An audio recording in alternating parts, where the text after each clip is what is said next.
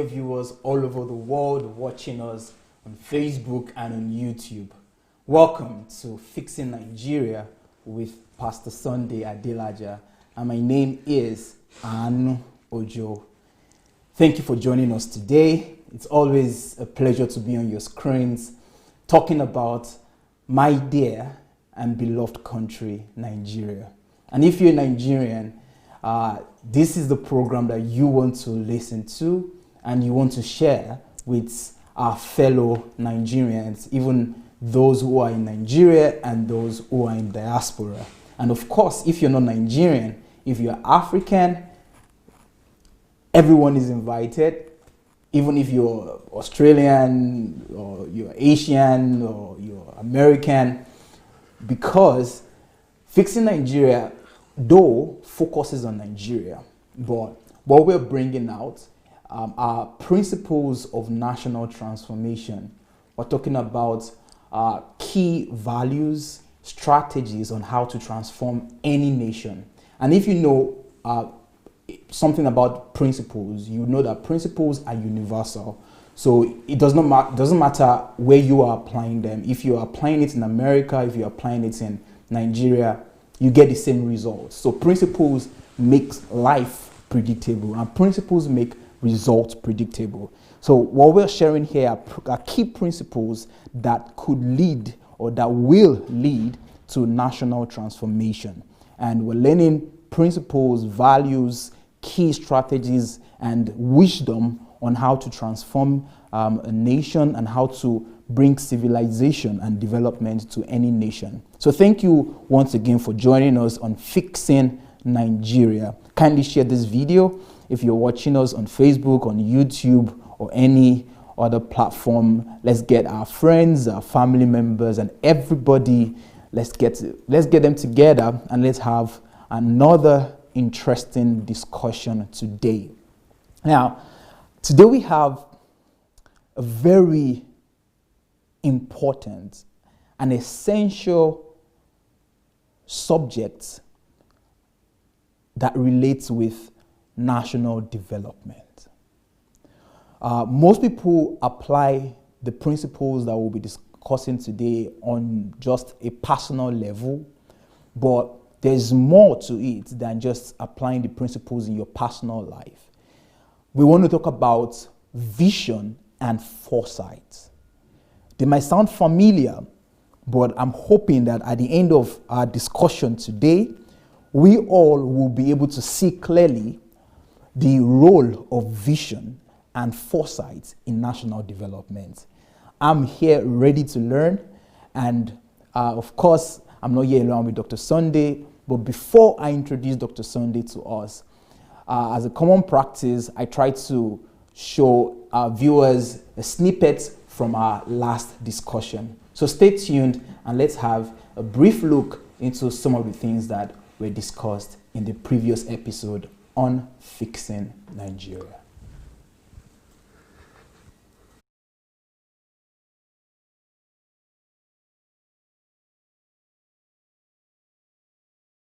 How you stay able to maintain that momentum, that commitment, even though you don't know when you're going to go to Nigeria? Exactly. First of all, I started 4 years ago. Okay, yeah, 4 years ago. And the earlier years, the first 2 years, I was just talking about the church. Maybe the first 3 years. It's only last year that I started really talking about socio-political issues. So, but I've been prepared. Why I am as committed and as focused is because I've been prepared to do what I'm doing.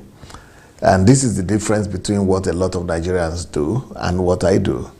A lot of Nigerians are used to emotional reactions, sentiments. Something happened, they just come and begin to talk for 5 minutes or 10 minutes in the video, and that's all. The situation goes away, they also disappear. But my own is systematic and systemic approach to resolving problems. I am busy building alternative systems that will be capable of confronting the failed systems that are there in the country. So what I'm doing actually is not just coming out to talk, What I'm doing is that I'm formulating hypotheses that I'm using, that I'm applying. And I'm also raising up a new generation of people. I am creating a following, but more than that, I'm creating advocates.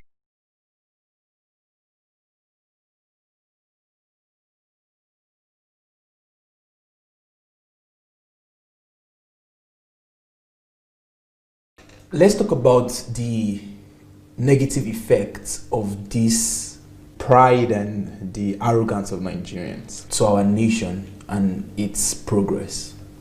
How does this character affect our nation negatively? The negative effect of pride. Of pride and arrogance. And arrogance. Okay, number one, the Bible says that pride leads to downfall. That's right. So that is already negative effect. The people, or a people that is arrogant or naughty, prideful, will always experience downfall. Sure. Either it is economic downfall, political downfall, social downfall, disgrace and shame will always trail them. So that's a major problem, but that is spiritual. But apart from that, those kind of people who are full of themselves like that, who are haughty and arrogant, they will lack the necessary skills and wisdom to operate. Yeah, how? Yeah, because when you are proudful, it means you are full of yourself. And whenever anybody is full of himself, he's not humble enough to go and learn. And he might not even be humble enough to admit that he doesn't know. Most people who are proud think they already know. You try to talk to Nigerians about something. Even all the videos I do now, somebody will come from nowhere, he will be sitting in his room. He has not attained anything. He has not done anything with his life. His life has not proved any result. There is no product to prove that he is somebody that has attained anything at all. They will be coming to abuse me here. They will be calling to call me names. Anything I talk about, people will be coming to challenge me. But they don't even know what I'm talking about. Because people who are naughty and people who are proudful, they think they already know. They think what they know is the ultimate. And they think that there cannot be anything they could learn from another person. So as a result of that, they can never have excellence. As a result of that, they can never be competitive. As a result of that, they will never have enough industry, enough enterprise. They will not have enough expertise. They will always, be beaten and be defeated by people who are humble enough to learn. So that is another, disadvantage of being arrogant and proudful. So there are other consequences. There are other, backlash to it. Like people who are proudful, they will not be given help. Other people will know that they need help, and other people have the help that they need. But since you are so full of yourself, people will just pass you by. Yeah. Then other people will laugh at you because other people are seeing your nakedness, but you are the one who is not seeing it. So other people are going to be laughing at you. Become a laughing stock. You become a laughing stock. Mm-hmm. And some of these things that I'm talking about, maybe even all of them, are now visible with our people. Mm-hmm. And then another disadvantage of it is that proud free people are what do you call it? They are people who have the tendency to start conflict, to be troublesome. They are always involved in one form of conflict or the other. Mm-hmm. Mm-hmm. They have the propensity to fight, propensity to disagree and to have conflict with people. They don't maintain peace. And another problem with being arrogant is that they will have a lot of oppressed people.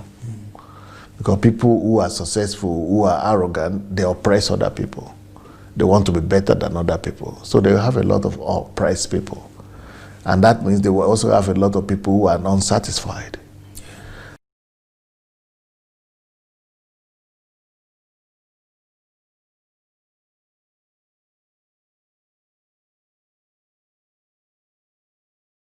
Arrogance and pride, haughtiness, what is the reason behind this character flaw? It's easy, very simple to know. It's a byproduct of our society, of our larger society. Our society is a society of big men. Our society is a society of larger than life and big taste and big sizes. Yeah. So any person that you see in Nigeria that commands any form of respect is a big man. Either he's a politician or he's a businessman, or, you know, everybody wants to be a big man. And even the ones who are not big, they are still dreaming of becoming big like that. Yeah. Yeah, so it is from that position. That is number one. Okay. Number two, a lot of Nigerians tend to think that they would rather be proud because they have been taught it's because of home bringing. Okay. The home bringing tells them that you might not have money, but you should keep your pride. Something like that. There's a statement like that. You know, you might not have money, but you have to keep your pride. So, for example, somebody who is asking for help, and I say, okay, let me give you some work to do. You want the money? I'll give you the money, but something. You say, if you don't want to help me, and if you say you don't want to help me, you don't come and use me. So because I now ask for help, now you are now saying I should go and do something that is below me. If not for this problem, if not for this situation, I wouldn't have even been asking you for this help anyway. And but because if not for situations. That's a Nigerian. That's a Nigerian. That's what they're telling me. If not for situations. Condition of life. If not for condition of life. So see, are you not the one who said you need this problem? You need this money. You came to ask for help. So I must give you for free and just go, don't do anything for you. I can do that, but now that I also need help, or I need you to help me do something, you will not do it. So there is somebody that you know that I love so much, you know, who was one of my favorite disciples. The lady had written me because of Mayowa and things like that. I should do something to caution Mayowa. I didn't caution. I was supposed to spend my money or to send her things from here back to her at home. Because I didn't do and I didn't respond the way she wanted me to respond to her request. So the things that I had committed to do for her, I said, okay, give me the address. I will ship your stuff to you. She said, no, it's not necessary again. Don't worry. No need. So she would not take the help again. Pride. Wow. Those things are a lot with our people.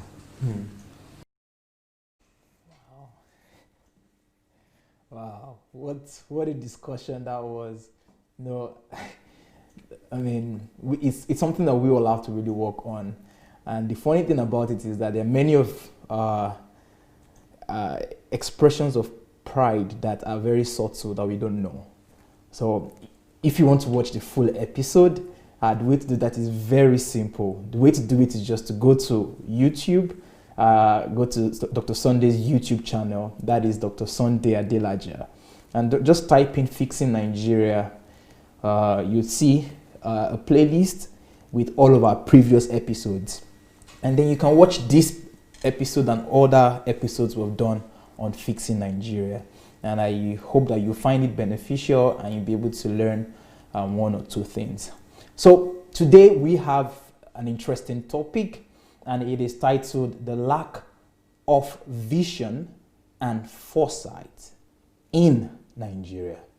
And with me in the studio is no other person but Dr. Sunday Adelaja.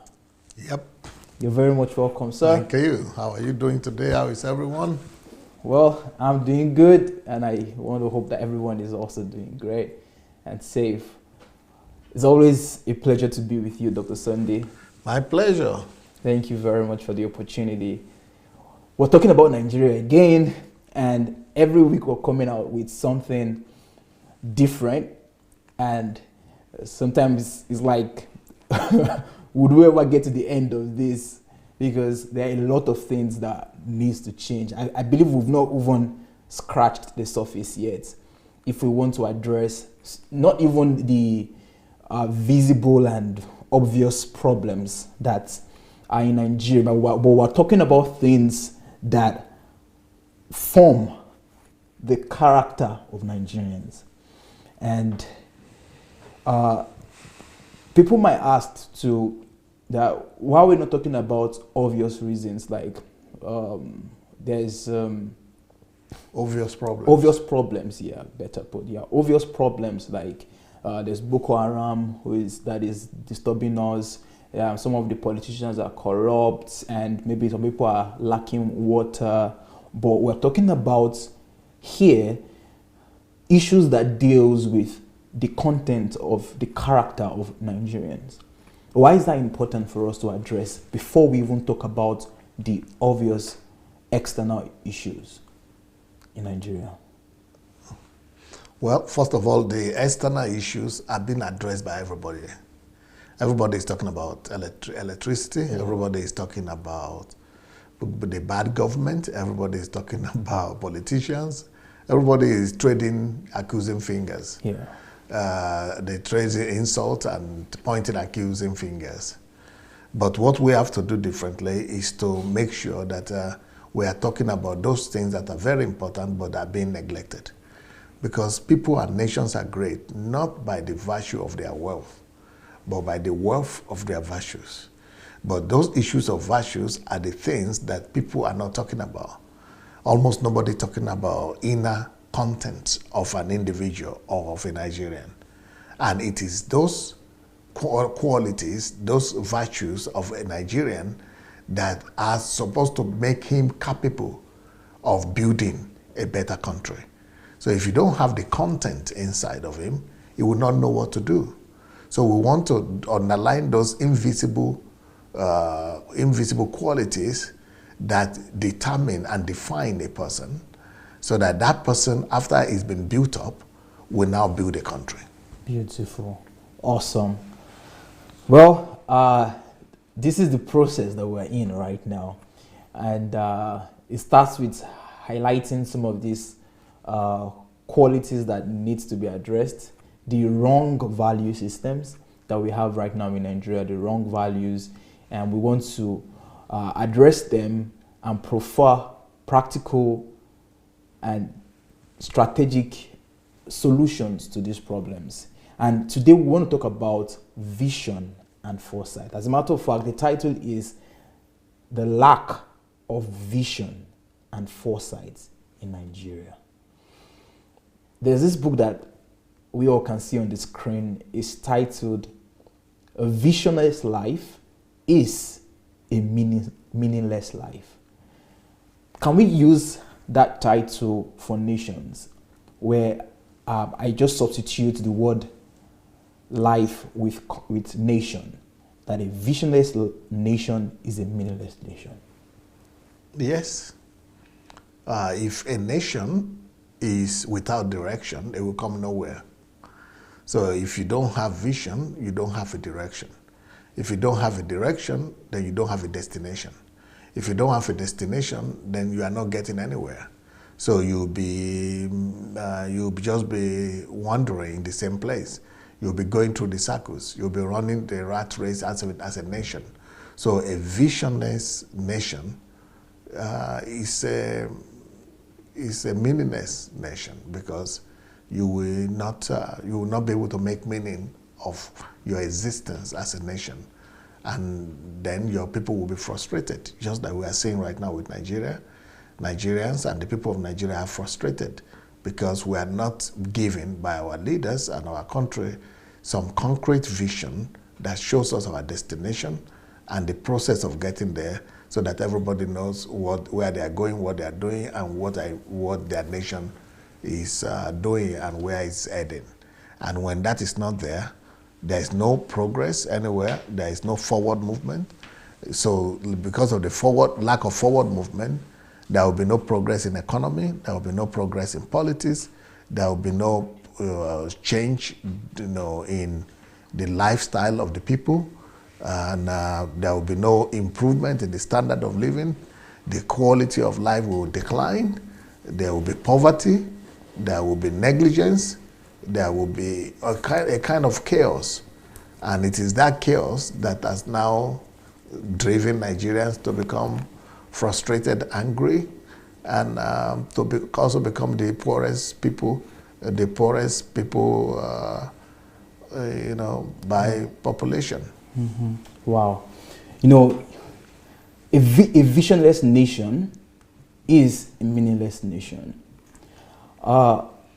There's one of your books that I read which that made me understand this better, because the book is titled, let me state, the title of the book is Discovering the Purpose and Calling of Nations. And that's the book right there. Oftentimes, we understand and we can easily associate the concept of purpose and vision with an individual life. So we have books like A Purpose-Driven Life and all of that. But when it comes to nations, it's something that most people don't think about. As a matter of fact, it was when I read this book, that I understood that, wow. So purpose, vision is not limited to just an individual. Even a nation is supposed to live by the same principle of purpose and the principle of vision. That would lead me to asking you the question of why is it that people oftentimes don't associate purpose and vision with nations? They associate it with themselves, like I must live a purposeful life. No, but nations is something that people don't think about.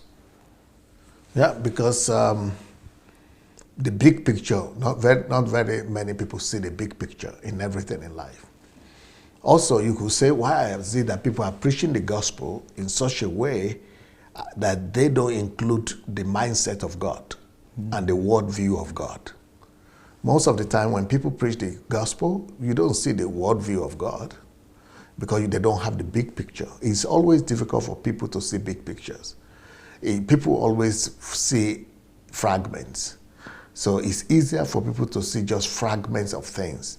If people wake up in the morning, for example, they know I have to go to work. That's a fragment. People wake up in the morning and know that I have to marry. That's a fragment. People will wake up in the morning and know that they have to dress or go to toilet. Go to the bathroom. Those are all fragments of life. So it is a fragmented life that most people live.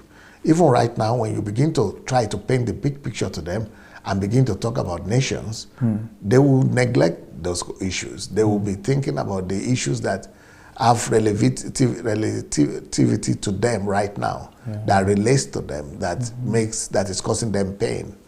Now, for you to be able to look beyond your pain and see the bigger picture, you must be able to, have some kind of capacity in yourself not to be overwhelmed and concerned with your own pain. Normally, people are stimulus oriented. So once you are stimulated by pain and by the thing that you are feeling on a daily basis, that becomes your preoccupation. But when you are being stimulated and the ability to neglect that and go deep for something bigger and something further ahead of you, it's only it is the honor of great men. Wow, awesome. There's one of your quotes that I've heard you say, and I would like you, if you can shed more light to it today. I might not say it very well, so you might correct me, that it is not enough to have eyes, or I don't know how to put it, that maybe having eyes is not equals to seeing or to sight. Yes. I don't know, maybe you help me say it very well. Yes, okay. Something connected to that you have eyes doesn't mean you can see. So maybe if you can get the right quote and then help me explain it. Yes, the fact that you have an eye doesn't mean that you are seeing, because seeing is a function of the mind. Sight is the function of the mind, and looking is the function of the eyes. Everybody looks, but few see. So only few people are able to see, because you don't see with your eyes, you look with your eyes. But for you to see, you need sight, you need insight, you need understanding. You see with your mind. You look with your eyes, but you see with your mind. So eyes is the function of the eyes. Physical eyes is looking is the function of the eyes, while seeing is the function of the mind. Good. So can we say seeing is vision? Or seeing is vision. Seeing is vision. Yes. Good. Now, how can we see with our mind? Well, that is the whole essence of sight, and that is the whole essence of foresight. Because we don't see with our eyes, we only look with our eyes. When I look at you right now, I am looking at you. But a lot of people are looking at you too as they are watching this program. But they might not be seeing what I'm saying. When I look at you, I'm saying something. But when most people look at you, they are seeing a young black man with beard that is neatly dressed in a suit of a certain color, but that is looking. That is primitive understanding. But sight and seeing is to look at you the way you are right now and see that this man will become the prime minister of Nigeria one day, or a minister, or this person is going to bring solution. I see you, educating your country, turning around the country, building institutions that are going to gear towards rebuilding the value system of a nation. I see you raising institutes. I see you raising disciples. Those are the things I'm seeing. But not that those things are not physical. So seeing goes beyond the physical. Seeing goes to the function of the mind or spirit. And that's why you could talk to a blind person, and the blind person, you are explaining something to him, and he say, oh yes, I see, okay, yes. Seeing is understanding. So but even though he doesn't have physical eyes, but he is able to function, he is hearing what you are hearing, and he is able to see in his mind. He's using his mind to paint a picture. The whole essence of life is to see. And that is the function of the mind. As a matter of fact, eyes, physical eyes, is a distraction. Eyes are a distraction to anybody that has sight. Wow. Now let's get to it now. Why did you say that? One of the greatest disadvantages of your life are your eyes. Oh, wow. You have to keep talking, sir.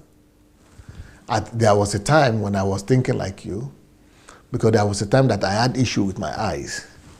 And one of my relatives, she is getting old now. And as he's getting old, the less he sees, so the more he's losing his sight. And he cannot walk by himself, and he needs help. The question then is, I used to talk to myself and say, oh God, in my old age, take anything from me, but not my sight, not my eyes. But that was when I was young and ignorant. That was when I didn't know as much as I ought to know, or as much as I know right now. Today, I have discovered that To have eyes is a trust that only few people can manage.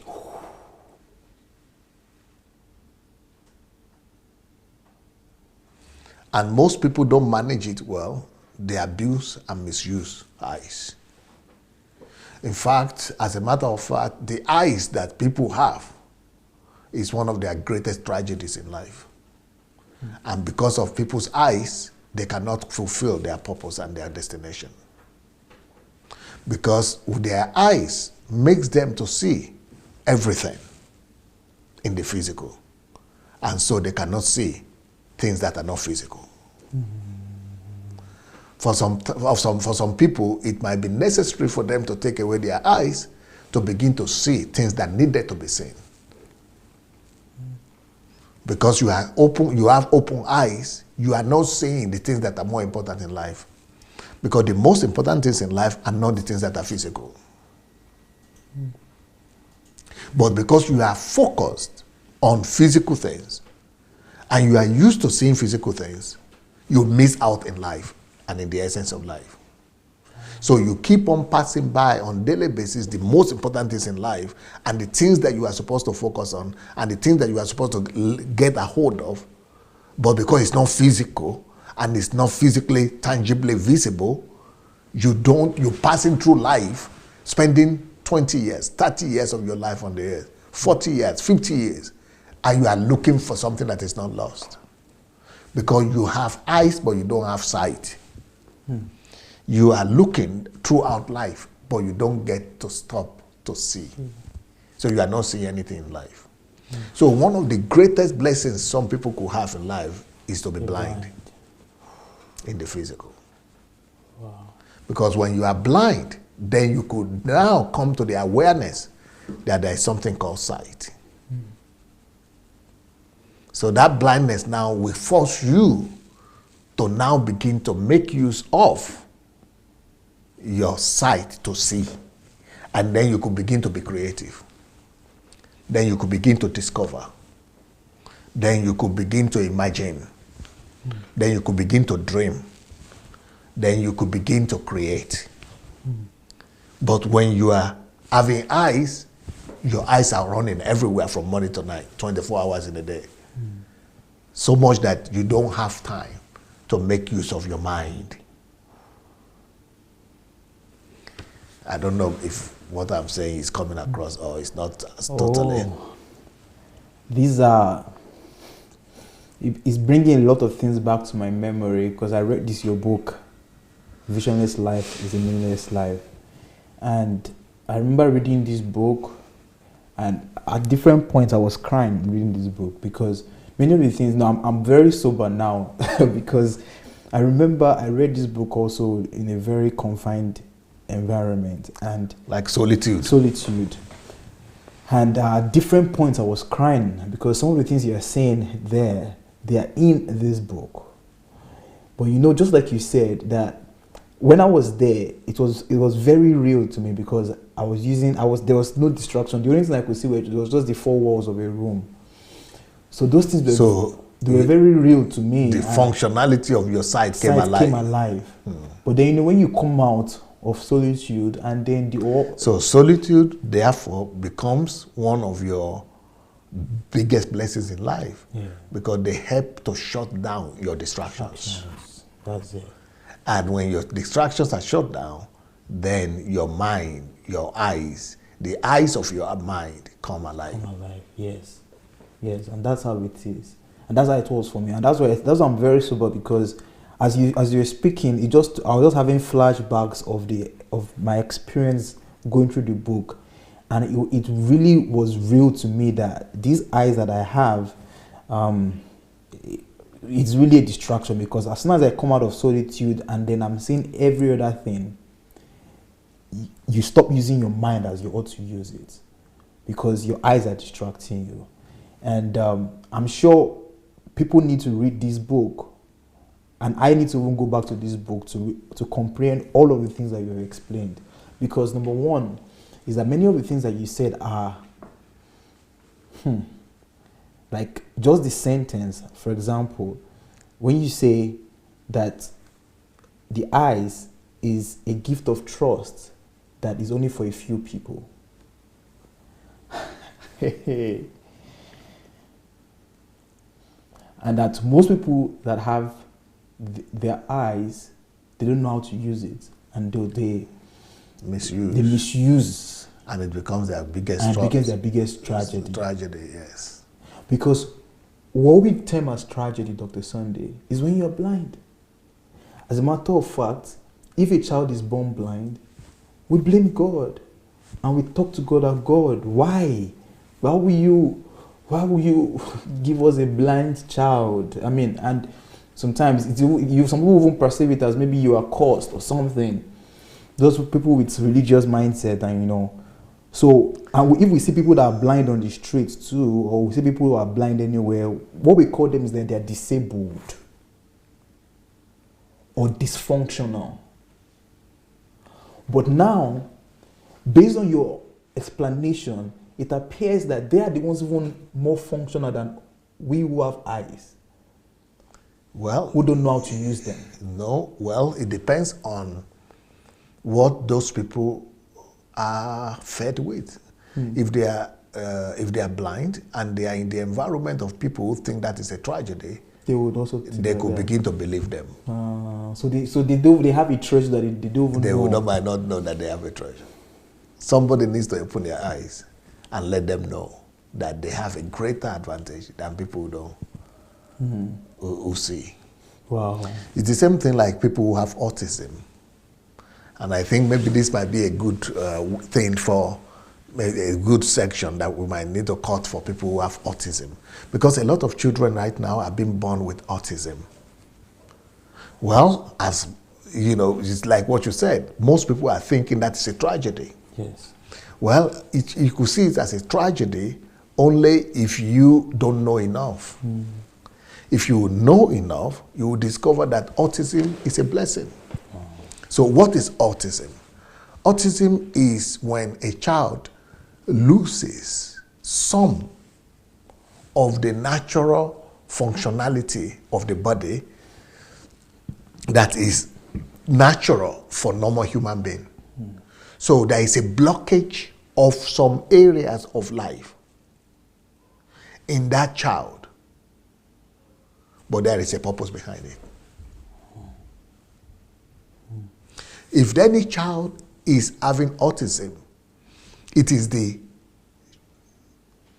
challenge or the responsibility of the parents to search until they discover the reason behind that autism. Not to be searching outside though. No, you don't search outside of yourself. And you don't search outside of your home. You don't search outside of the child. I don't say go and be going from one prophet to the other, from one place to the other. No, that's not what I mean. Because for every child that has autism, there is a blockage, like I said. But wherever there is a blockage somewhere, there is an opening in another place. So if any child has autism, maybe it cannot speak very well. At that point, you are thinking you cannot speak very well and you have a tragedy. No. Look for the opening. It might be thinking deep. It might not be able to speak, but it might be a deep thinker.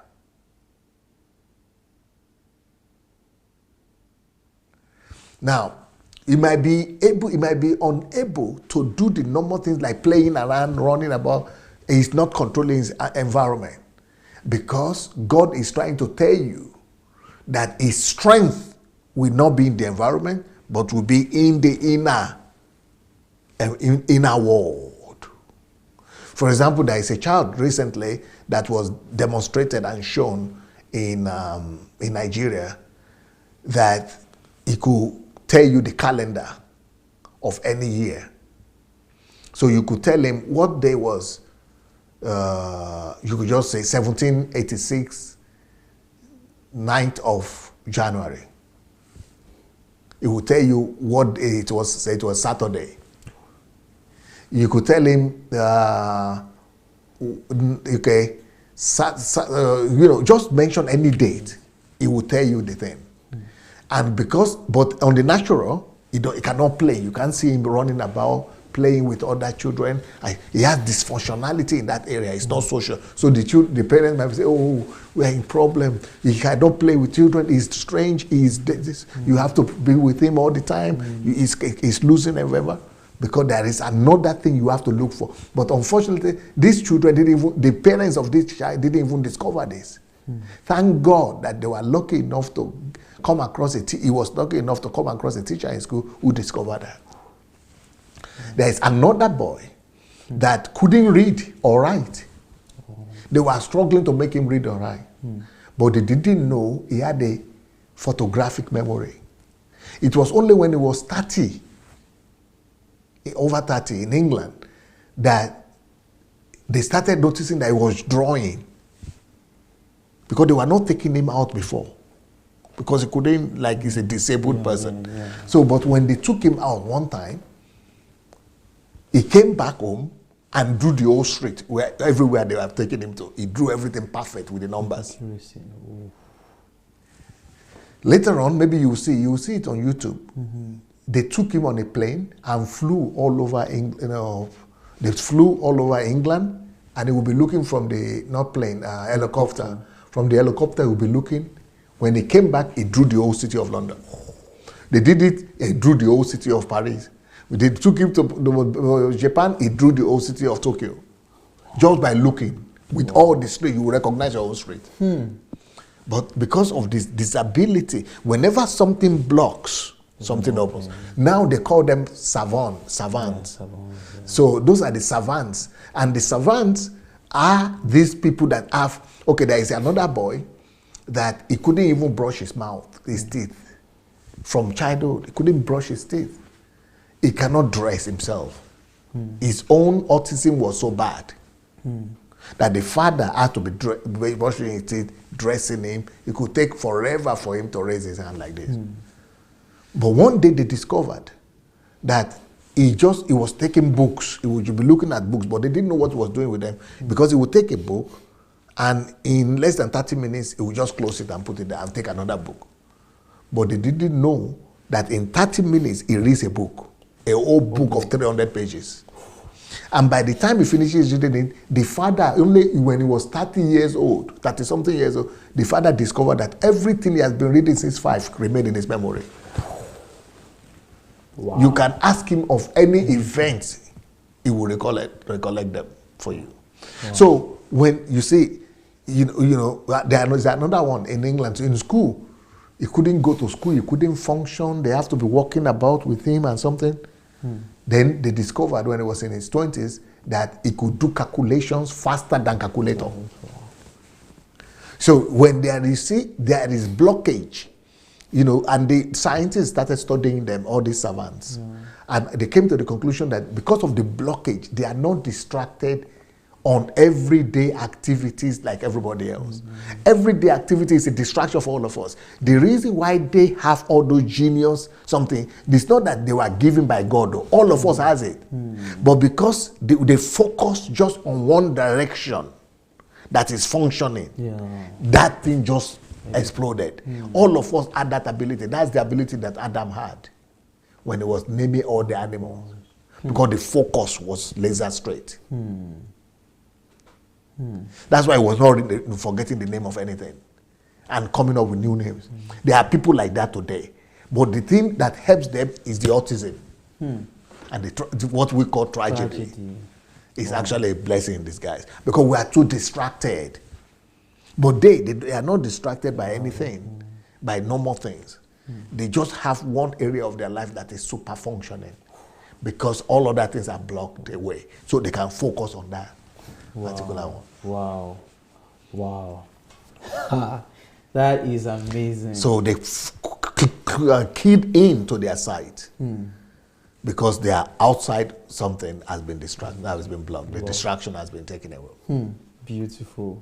This is amazing. And I mean, for every block, there's an opening. And the ingenuity in all of us lies in our ability to also experience that same block or to put that block. And it brings me to... So that's when you go to solitude, you block your normal lifestyle, and then solitude creates for you incredible energy. Yeah. You've experienced that. Yes. One of my favorite messages from you is how to kickstart your year with the power of restraints. Oh, the restraints. I always listen to that message because that is also blockage. That's also blockage. You have to initiate the blockage yourself. Wow, amazing. Or create your own prison. Create your prison. Yeah, that's also blockage too. So we're trying to create what God has given those autistic children naturally. Wow. You are a doctor, so you know what people talk about, what they think or say about the autistic children. Of course. And oftentimes, all these autistic, like you put it right, most of the autistic students or autistic patients or children who are opportune to be in a sane society, where they have like special centers for them. All of them have unique abilities. All of them. And I've seen some myself, and I mean, you won't believe what is coming from the child, especially some with musical abilities. It's out of this world. I've seen some. I mean, small. You might not be able to talk, but start playing the piano. The kind of creativity that comes with it. It's out of this world. And this knowledge is something that is quite missing in our nation and in Africa generally, because what we tend those kind of children, very sad. We lock them inside the house. You don't allow them over. So you don't discover the opening that God has given to them. Well, I believe what you just shared should or would give hope and clarity to parents and to people who are opportune to see some of these autistic children, or just anyone who we perceive as lacking what we all have, like either they are deaf or either they are blind or anything that we term as being disabled, but actually they're not disabled, they are even enabled. Only if we can help them to discover their ingenuity and help them discover the place that God has actually opened for them. So there's actually no mistake with God, There is no mistake with God.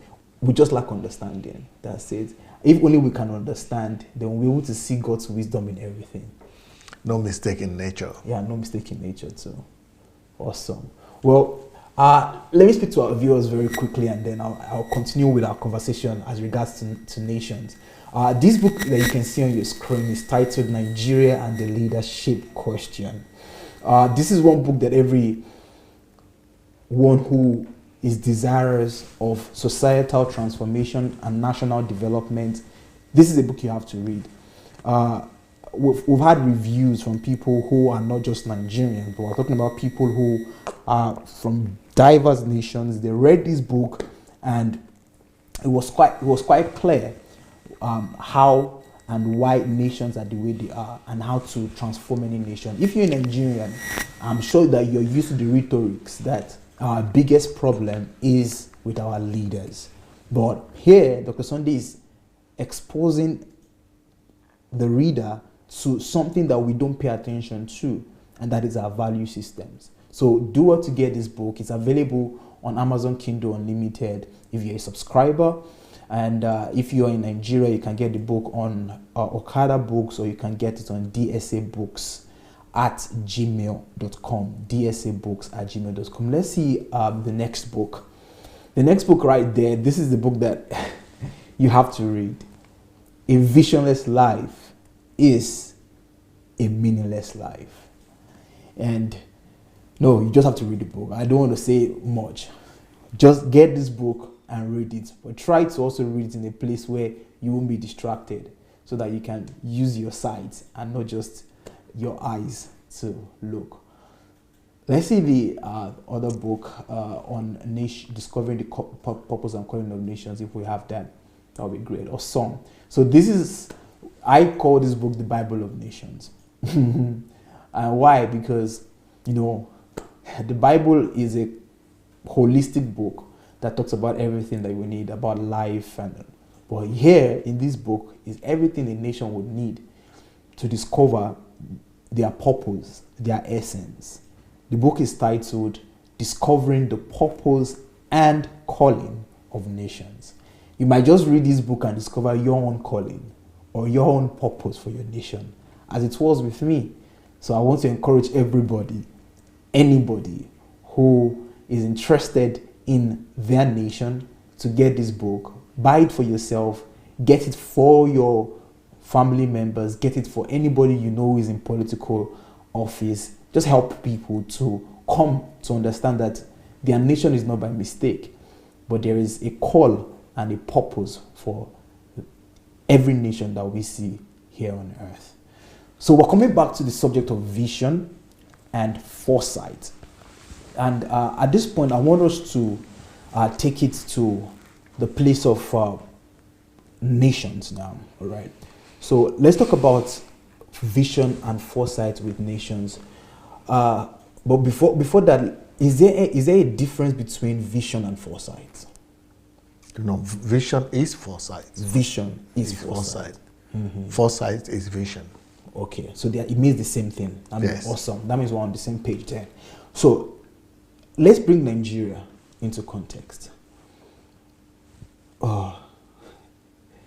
Is Nigeria a nation of vision and foresight? Nigeria, Is Nigeria as a nation. As a nation. I won't say so. I saw vision and foresight in Nigerian leadership each time that Obasanjo was in power. Okay. In the 70s, when he was in power, he demonstrated foresight because they had national plans and national goals every 5 years. National economic planning. Then when he left, everything disappeared. The new ones didn't continue. Also, when he was in power the second time, he came up with the idea of 20-20-20 for Nigeria to be in the top 20 economies in the world by the year 2020, which is today, this year. Yeah. But when he left, his successors never followed up. So that fell by the side. So right now, I can see the foresight and vision in the people, in the crop of people who are leading Nigeria right now. I can't see their vision. Well, not just for them, but for people before them too. Most of the time, and most of the leaders of Nigeria, what I see that they do and they think is vision is they have agendas. Okay. So they will tell you 7-point agenda, 5-point agenda, 3-point agenda, and they think that is vision. But those are not vision. That is not vision. Those are fire brigade style of implementation of assignments or work tasks. Those are fire brigade approach to leadership. That is not leadership. That is micromanaging. That is, that is micromanaging at best, not leadership. Real leadership comes forth with foresight, with vision, and with foresight. So a real leader should be known by the vision that he is painting and he is drawing for people to see, and by the foresight it's given to people, by the fact that he's gone ahead of the people and is drawing a picture in their mind of where he's taking them to. So when I say I'm going to Nigeria, even though I'm not a political leader and I'm not going to be a politician, I say I'm going to change Nigeria. That is vision I'm creating. And when you listen to me, you know I know one or two things about what I'm talking about. And I tell you how I'm going to do it. I tell you we are not going to change Nigeria, we are going to replace Nigeria. I tell you we are going to fix Nigeria. I tell you the way to do it. I tell you how we are going to fix the infrastructure. I tell you how we are going to fix the economy. I tell you how we are going to make the standard of living. That is vision. Vision that is based on foresight. Beautiful, beautiful. I can't see that in our leaders, either they are governors or local government leaders or senators or House of Representative leaders or even president. I can't see that. Is there a reason behind it? Why? You cannot go beyond where you've been. Okay. You cannot do what you don't know. You cannot give what you don't have. So they lack it, so they can't give it. They have the zeal to want to do something good, but they don't know how the processes. Because we are not a nation of processes. Okay. We are more a nation of zeal, ambition, and miracles. We want to, we just believe that we can do it. We are ambitious, we are positive, but we don't know how to follow procedures. And lack of procedures will not allow us to be able to actually create the future. Well, I think it would be good if you can help us with some examples of nations who, through the power and force of vision and foresight, were able to create their nations. Well, the one that is easily visible to everybody right now will be a country like, even in Africa, like Rwanda. If you look at Rwanda, you will see that they have a visionary leader. And they are calling him dictator because he's not living, because of the vision that he has there. That's what is keeping him there. And I don't need to tell you what has been happening in Rwanda these days. They are building the top class, world class country there. And right now it has become the Switzerland of Africa because of a visionary leader. Secondly, I can talk about Botswana. Botswana used to be the least developed country in Africa. But right now, it's a country with the highest standard of living in Africa. Because of its visionary leader. Botswana, I don't know if I have the information here. I might not have it, but let me check. Botswana, at the time, when their leading president came, I think maybe they had 3 primary schools in the whole country. Wow. And 1 secondary school, no university. Even up to now, they only have just 1 university, I think. Wow. But that country right now has the highest standard of living in Africa. So, because of a visionary leader. And then his son also came to take his place and all that. So, leadership, those are just 2 countries. I don't want to talk about Europe and America and things like that, because people will be saying, that is the West now, you don't. But I'm talking of Africa even. So I noticed you use the word visionary leadership. Now, this book here, Nigeria and the Leadership Question, one of the things that you were trying to answer there is that the problem that we have in Nigeria is not with our leadership, as many people claim in Nigeria. But here you're saying that it's visionary leadership that has taken Rwanda to where it is right now and Botswana. Isn't that anti what you are trying to portray in this book? No. I'm not saying in this book that we don't need leaders and that the position of leaders are not important. Yeah. I'm just trying to say that there is something even more important than that. But right now we are talking about vision. And that's the function of leadership. So the function of vision... So if we have values, that doesn't mean that you still don't have to have leaders. Leaders still have to know what they have to do. But values are supreme. Yeah, values of the people is supreme. The role of people and the values that the people carry is supreme to everything else. Awesome. 2 of them are important. Great. All right. Let me speak to our viewers right now so that they can, if you're watching us and you want to contribute, so you can start from this moment, you can start registering your intention to contribute. The way to do that is to go to a Facebook Messenger and search for Olena. That's OLENAS dot. Then you see the surname. That's similar to the Movigent Facebook Messenger that we use. It is the same. It's the same. Yeah. So you just go there, write to us there that you would like to contribute, and then when it's time for us to receive contributions, we would love to hear from you, and to maybe if you have questions to Dr. Sunday, then we'd be happy to receive them. Awesome. So I want us to come back to a statement that you made about Nigeria and Nigerians not being people of process and people of procedures. And that is one of the reasons why we are not a people of vision. And that's why we don't see foresight as something that we should actually embrace. That's why we cannot accomplish or carry out vision. Okay. We cannot accomplish and carry out vision. Yes, because you could have vision, but if you are not a person of process and procedures, you will not be able to carry those visions out. Mm-hmm.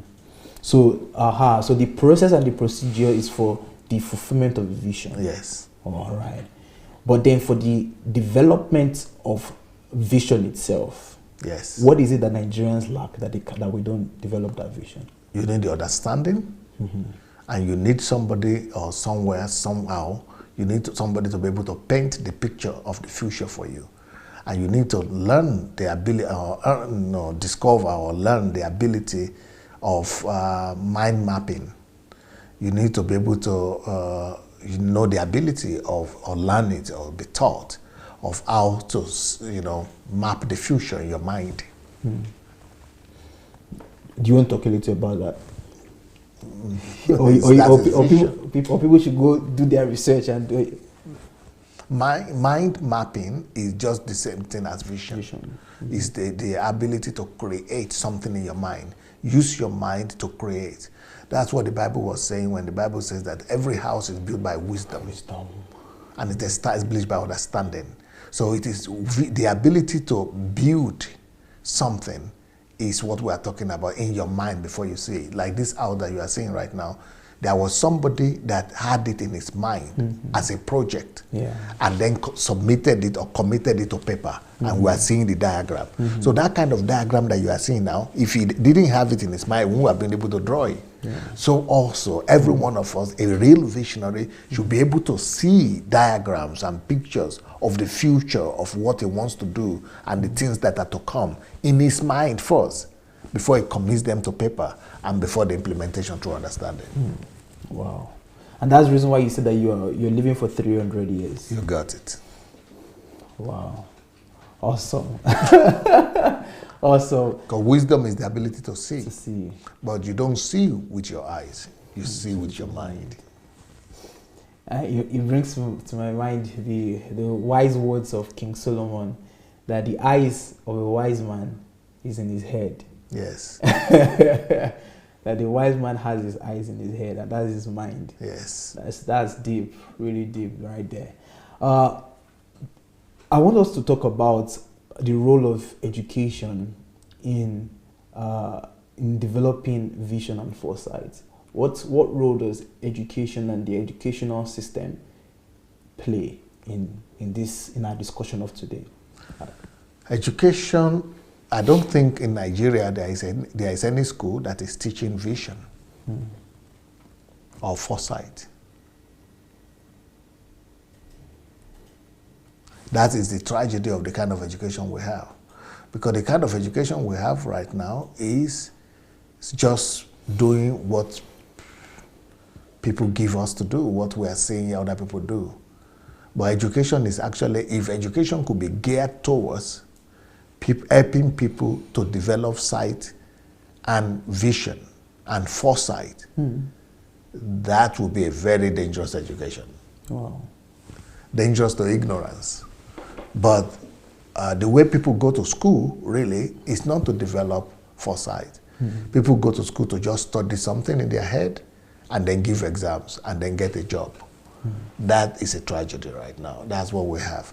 But there is a new form of education that I am coming up with that should help to understand this aspect of life. Awesome. And that will be unveiled when we get to Nigeria. Maybe not, maybe before. Maybe before. Awesome. Well, I'm sure anyone who is into education, I think you need to start writing Dr. Sunday letters. As you need to start saying, Pastor, we need to see it. We need to see it. We want to see how to do that.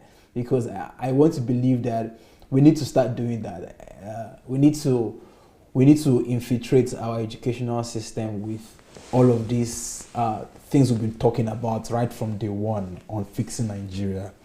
There should be even schools and centers of vision and foresight where they're just training teachers, training parents, training media personnel, training everybody on how to be people of vision, how to develop vision, and how to develop foresight. There's a lot of things to do in Nigeria. Sometimes I just think, why do people say that there's no work in Nigeria and there's nothing to do? Why did they say that? Because there is no vision. There's no vision. Not everybody that have eyes can see. Because eyes is not for seeing. The mind is for seeing. You can't blame people who are blind. Wow. People are blind inside out. People are blind in their minds. So you can't blame them. Wow. I'm just remembering the words of Helen Keller, where she says the thing that is worse than being blind is to lack vision. What is worse than being blind physically is to lack vision. And yes, she said, what is worse than being blind is to have eyes and not see. Yes. Yeah. And that's exactly what we're talking about. Wow. Awesome. Let's talk about, and I want to ask a question as it regards maybe not so much of family, but because I know families, they go to church, right? And families have, either they're going to church or they're going to mosques. They have some religious, especially in Nigeria, we're very religiously inclined. I want to know how the church and maybe religious institutions, but better the church because that's where we belong, how the church should help or can help in building a people of vision and foresight. First of all, the church has to stop being religious to do that. As long as the church is religious, they cannot build people of foresight and vision. I know you have a lot of teachings out there about religious, but do you want to just highlight points how the church is being religious now so that they can understand what it means not to be religious? As long as the church is busy making people to think that church is about dancing and jumping, they don't have time for vision and foresight. That's 50% of church activities gone. So as long as what they are doing in church is dancing and jumping and music, they don't have time for vision and understanding. Number two, the church must refocus itself from sensual stimulation to mental development. Right now, most of the things that are done in churches is geared towards senses and sensual stimulation. Whereas that does not lead to vision and foresight. It is something else that leads to vision and foresight. It is mental development of the people. Next point, the attitude and the use of the Bible must stop being the way it is right now in the churches. After you have to explain. You have to explain what you mean. Because right now in churches, the Bible is being used as a religious book. But as long as you are using the Bible as a religious book, it will never lead you to vision and foresight.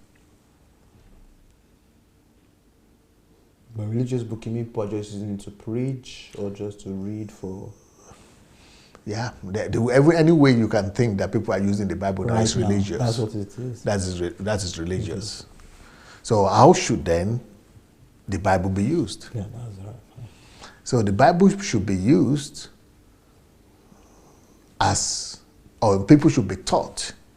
And the pastors themselves should be using the Bible to teach people as a book of principles rather than a book of stories. So that when you read the Bible, you don't begin to just tell stories. Oh, you know, God fed 4,000. He's a mighty God. Hallelujah. Can you imagine 4,000 men alone without counting women? What about the children? All kind of stories, right? If he did it before, he will do it again. Yeah, he will do it again. It's the same yesterday, today. Which is good. Those things are okay. But as long as you are doing that, you are enjoying church. You are entertaining yourself. But you must be able to look at the Bible and say, you know, guys, everybody, look at this story here. He fed this much people. Why? Because he's teaching us a principle. What is the principle? Don't pass by a hungry person. Now it makes sense. Use any resources you can get. Go and create. He created the food. He brought it out one way or the other. Go and work. Go and bring out. Go and create. Go and use your ingenuity to bring about resources, availability of food and provision for your generation. Both mentally, physically, every other area. They will come and tell you stories about God healed the woman with the issue of blood, or the blind, something. What is God trying to tell us? God is trying to tell us God is a considerate God. That woman has suffered for all those years because they tell us all the drama. Oh, I suffered for so long. And she was telling to herself, if I could just touch. But why would you tell people that anybody that touches you must have a transformation? Anybody that comes across you, that's what he's telling us. That person touched Jesus and she had a transformation. How many people have been transformed just by coming across you? That's a principle. Instead of the story. So the stories are supposed to be meant to derive principles.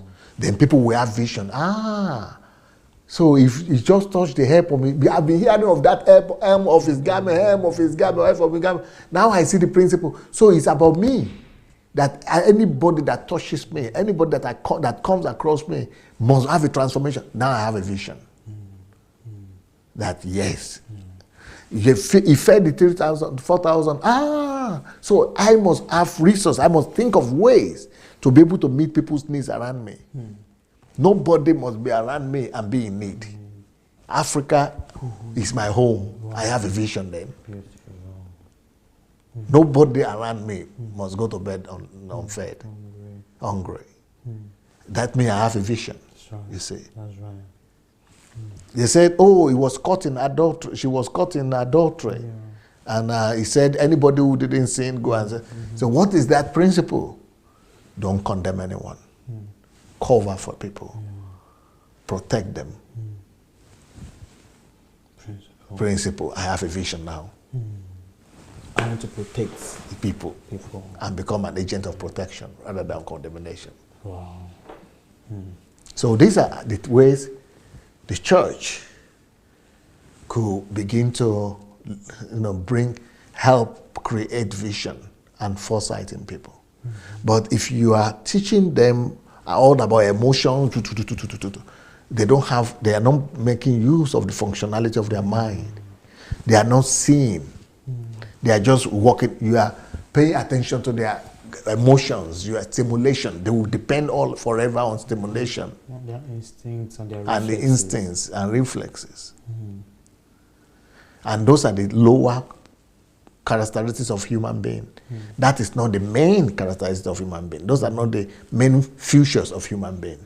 The real feature of human being that makes you a man is your mind. You are Homo sapiens. It became a living soul. That word, living soul, means it's a thinking soul, a thinking human. That's right. It is when you become a thinking human, that's what church is supposed to be doing. Then you begin to see. Beautiful. That's what Jesus did with the blind. So I was once blind, but now I see. That's what church is supposed to be doing for people who come to church blind, but they can now see.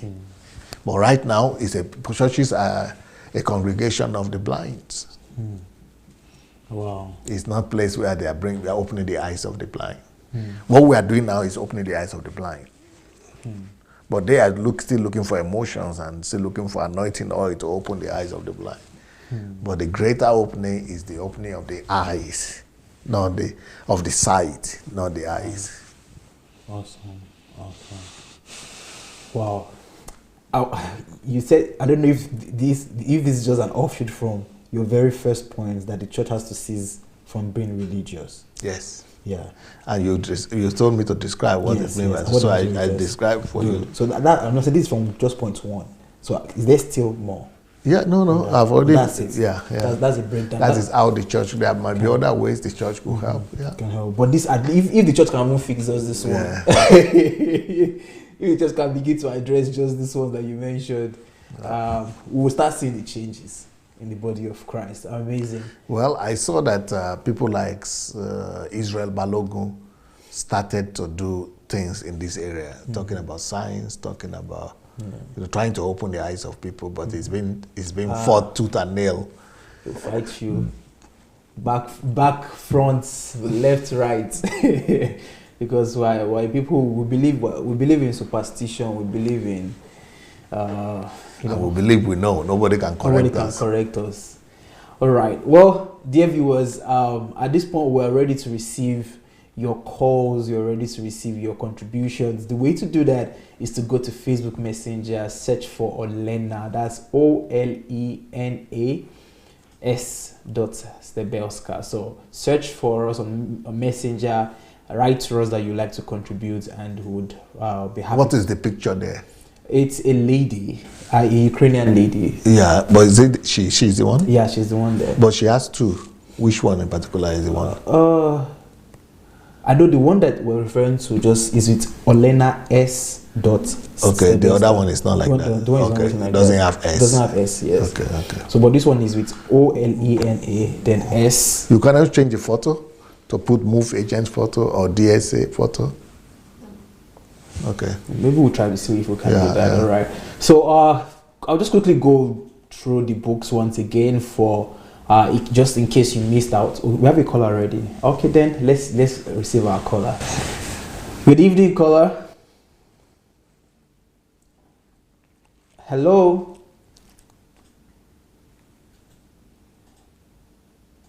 Do we have someone?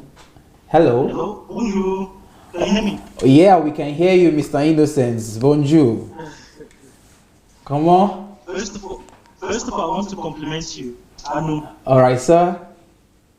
You conduct this session, this interview, like a trained journalist. You know, the questions, the timing are just so perfect, and you ask question about. I was waiting because when DSC addressed that issue of autism and other stuff, and how the nation can not see, need to see, how people need to see, how you can look and not, be able to see from what you can see, how your look affect your vision and your foresight and other stuff. Then you came up with another question about education and how education can be able to rectify that. That was really perfect, and the timing was perfect. And then you asked question about the church too, and what the church can do about it. And the answer that question DSA gave was so perfect into it. So I would really want to really compliment you that you're doing a very fantastic job. Thank and I also you. have a question for DSA. Yes, sir. Yeah, I don't know if you know a pastor that is called Carlton Pearson. Very well. Okay. I have a lot to say about him. I would like to, I don't know if we can use next Saturday to discuss him, because I want to make a comparison between you and him. So I would write. You want to what? I want to make a comparison between your philosophy and his philosophy. Okay. I want to know exactly what you think about his teachings, his philosophy, what he has done. What do you talk? You said something about Saturday. I don't get it. No, I said I want to write Babush. Okay. Babushia, Yes. if she can be able to find to schedule us so that. So that to invite you. Yes. Okay. Maybe Anu could arrange that for you now. Yeah, of course. I don't know if it's going to be this Saturday. I'm sure they must have planned something for this Saturday. I would Okay. maybe we could speak together, and then I could also speak with Babusha to see how we can schedule it for you. All right. Yes. Okay. So we see that because I really want to know what he thinks about his philosophy and all this stuff. Okay. That aside, that is like we never. Yeah, but I don't come out on Saturday again. Though you have to come on with somebody else. Yeah. Okay. Any time, because I really want to hear your opinion. What do you think about it? Okay. So that means you want What I think about him. Yes. I can say a few things right now. He's a reject right now. Yes. The mainstream churches in America have rejected him. Yes. And they have denied him the honor of being called a pastor or a minister. As a matter of fact, he lost his church. He used to have a church of 4,000 people in Tulsa, Oklahoma. And he lost that church as a result of his position. And why did he lose the church? What was his position? He discovered that there are some of his friends, and some of them were members of his church, people he knew very well, who went to Bible school or at Roberts University with him, who were born again, tongue speaking, but he discovered that they were gay. But he cannot say they are not born again. He said, but I know that they are born again now. And they are like me. They are as good Christians as myself. They love God. I don't believe that these people are going to hell. I don't believe that these people. I don't believe that this God that is so good will send these guys to hell, or even other people. So he started advancing and started moving until he got to a place where the church cannot tolerate anymore.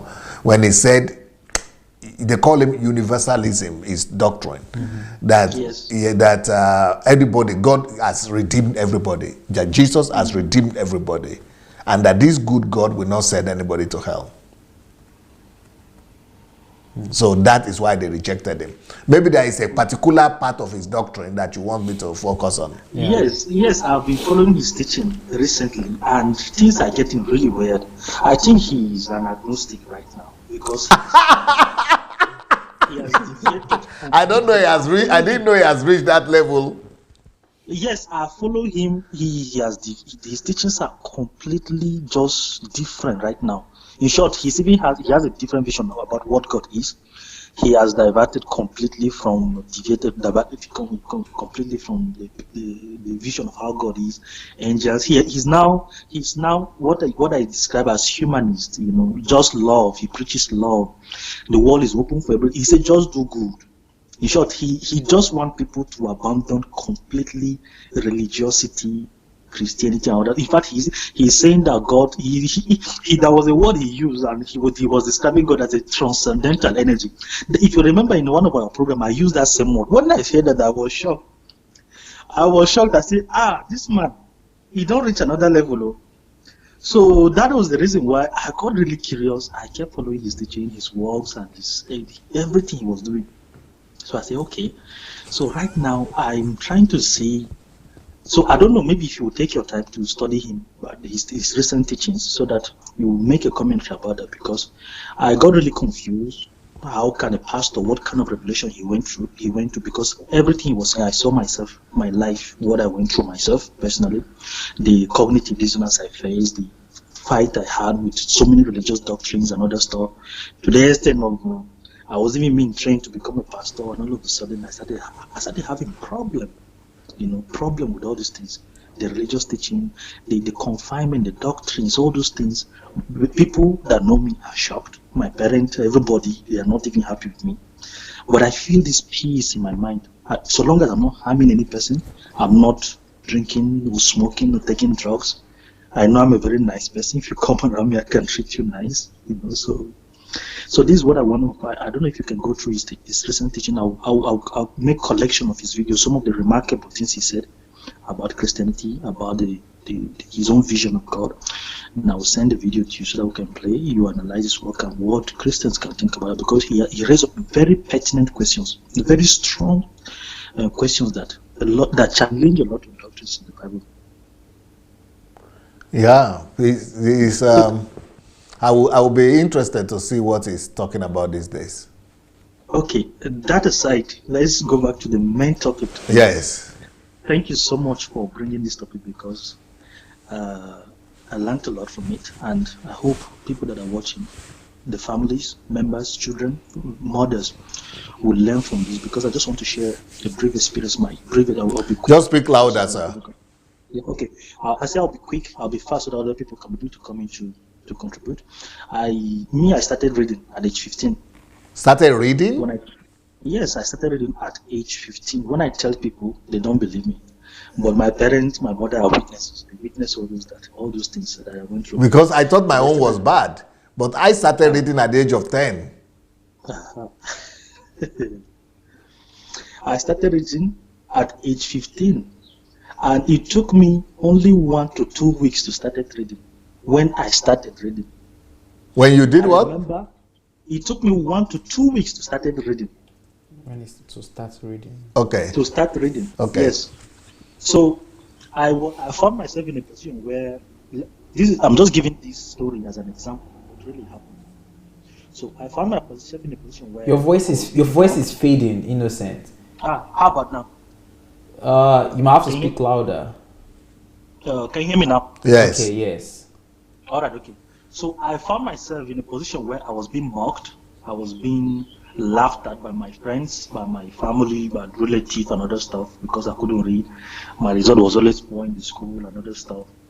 So a certain lady, a woman, came from America. So she was in my compound and she was offering extra moral lesson. That's what they call it there. She was offering lesson to the kids in the compound. So one day my mother enrolled me in the teaching, in the lesson. And that was within that 1 to 2 weeks, that was when I started reading. The woman called me, she said, Innocent, come. She said, you're a very bright child. I will teach you how to read. It's very simple, that's what she said. She taught me ABCD. She said I should recite ABCD the first day. And she gave me numbers, and that day she taught me vowels. She taught me how to pronounce A, E, I, O, U, Ba, Be, Bi, Bo, Bu.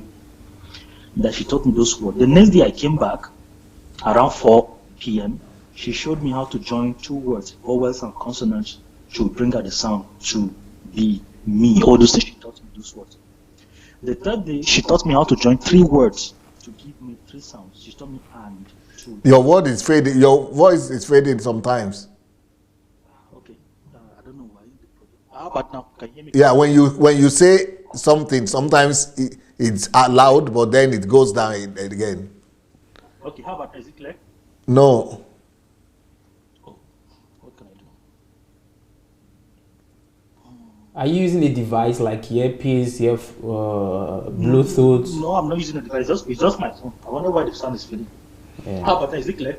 No. Oh. What can I do?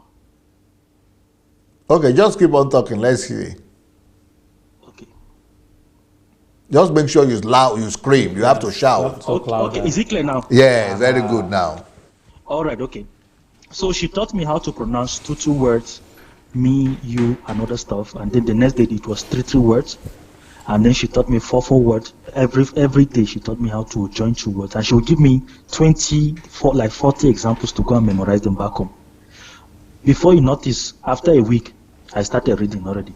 So she taught me how to pronounce up to 8 words, alphabets joined together. You join them all together, and she taught me how to pronounce them syllables by syllables. You pick them, you break the word. Before you notice, within 2 weeks, I started reading. And the first book I started reading was the Bible. I spent my time practicing on it. And when I told my mother that, Mommy, I can read, she looked at me, she was amazed. She saw that, she said, I read. I started blabbing, trying to pronounce the word, and she was really happy.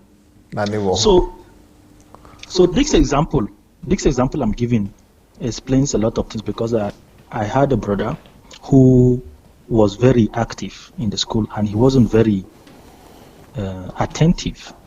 He has difficulties listening in the class, and he doesn't listen to his teacher. But I read a book that described this thing. Parents should listen to this thing very carefully. A book that describes 7 types of intelligence. Like what you spoke about the word about photographic intelligence. Yeah. Yes. So this is also related to what happened to my own brother. So my mother was always complaining, "Oh, Joseph, oh, you don't know this. Oh, you're so stubborn. Oh, you're so this." And this woman, she's a teacher herself. Wow. She has years of teaching experience. But here is she having difficulties understanding what her son was going through. So I left France 2014 to Nigeria. So what I did was that I got basketball and skating shoes. I spent months practicing how to skate with all these roller shoes. It took me 3-4 months. I still couldn't. Anytime I just climb on them, I'll just fall and just harm myself. But this boy, the moment I gave him those shoes, within 2-3 days, he has already started doing some funny movement with it. People were so amazed and they were looking at him.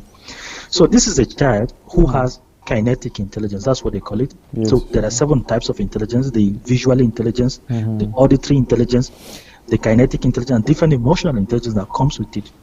So all of us individuals have 1 or at least 2, or some people have the entire combination of all this intelligence in them. They are good visuals, they have good listening skills, they respond. They are those people that are the genius. Somebody like this right now, I don't know, I tell you, we call him a genius because he seems to possess all this ability. He is a good listener. He is a deep thinker. Yeah, but the reason why I couldn't read was because they wanted me to think like everybody else, and that is the reason for my ingenuity, because I cannot think like everybody else. I'm always going the opposite direction.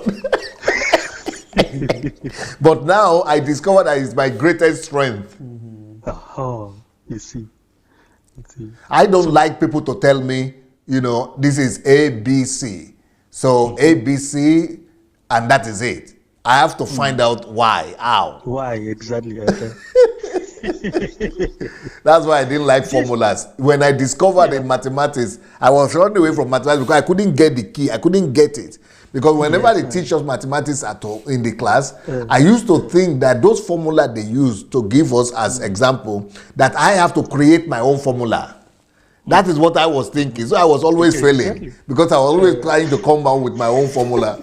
But I didn't know that it's so easy. So it was only 1 year to go, that they told me that no, that formula they gave is the same, just repeat it. I said, so easy. So why are people saying the thing is difficult?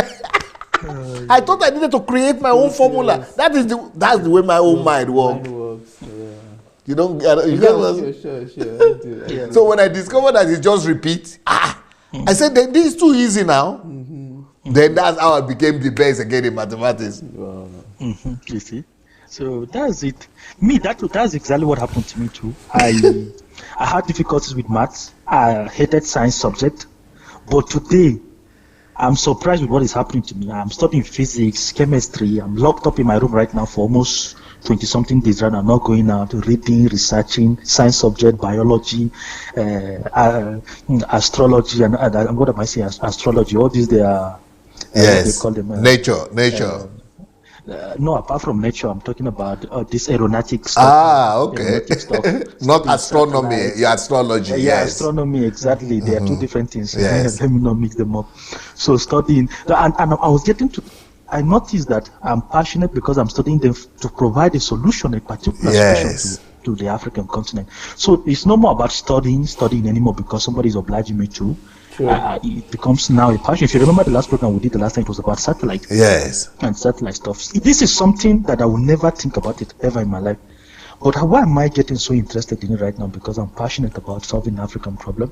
And I discovered that, if I can be able to work on this, provide satellite service, we'll have fastest internet, we'll have good service, banking service, we'll have good GPS, we'll have good connection and other stuff, a lot of things to study.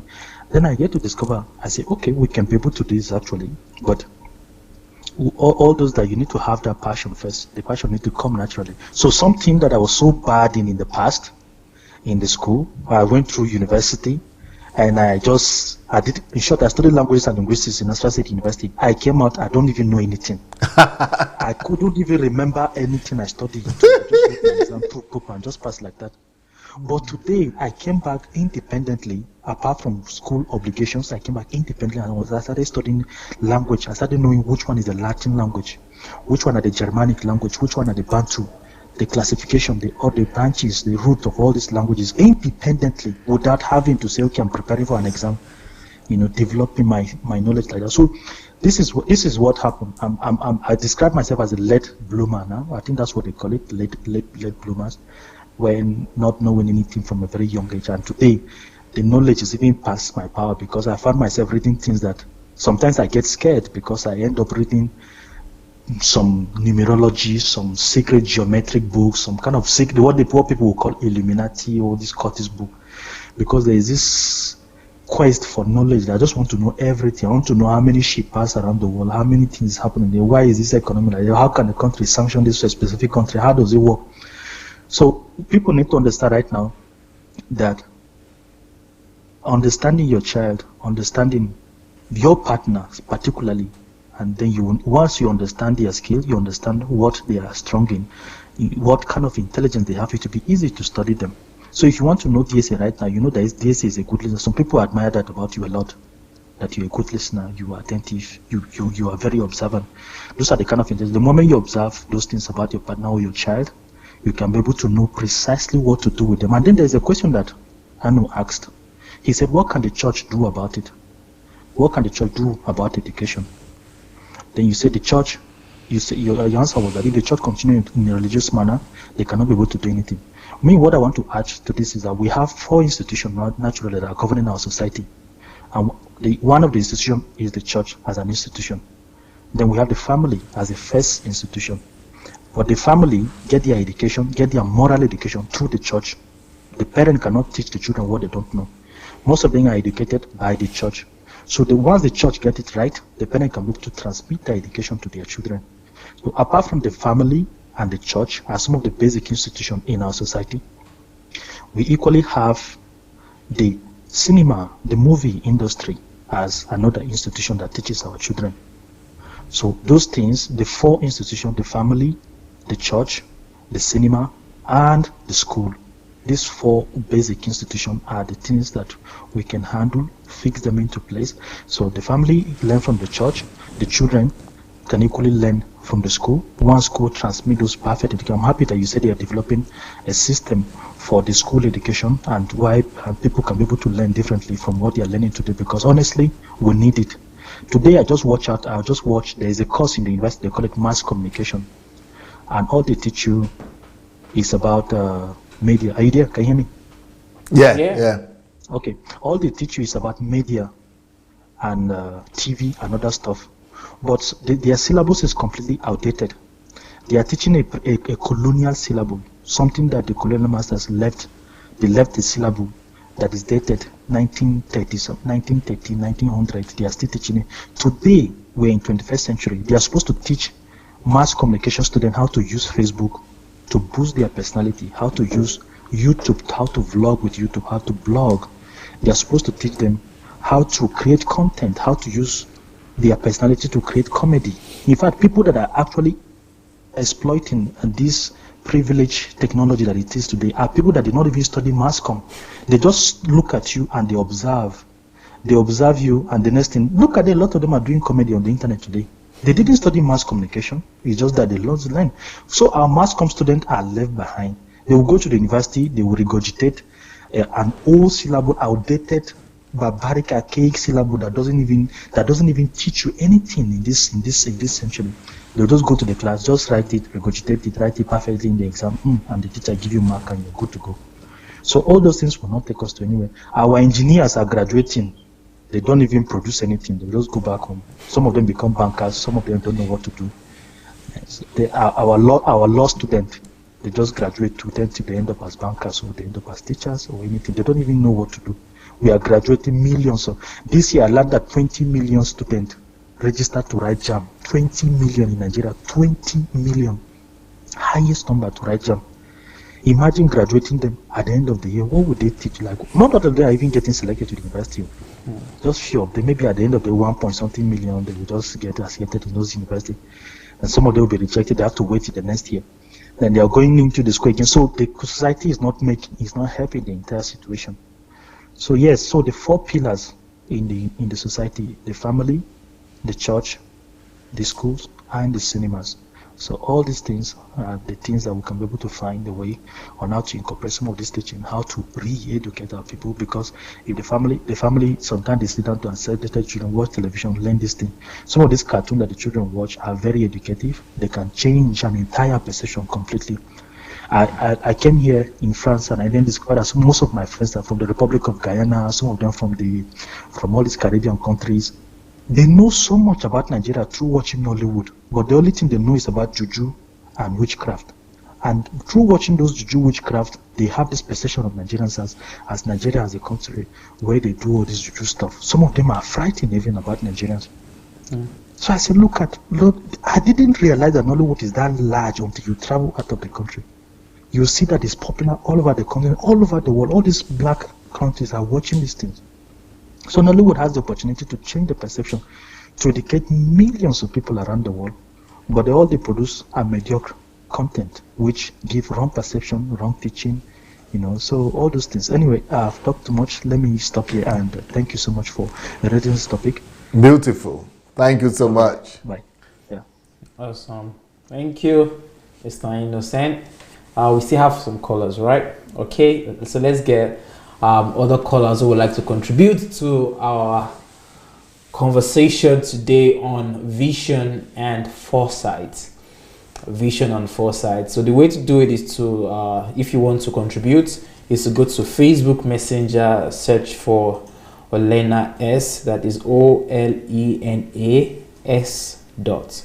That will guide you. You see the picture of a lady there, Ukrainian lady. Write to us you like to call and we would call you. We have another caller. No. All right. So, okay.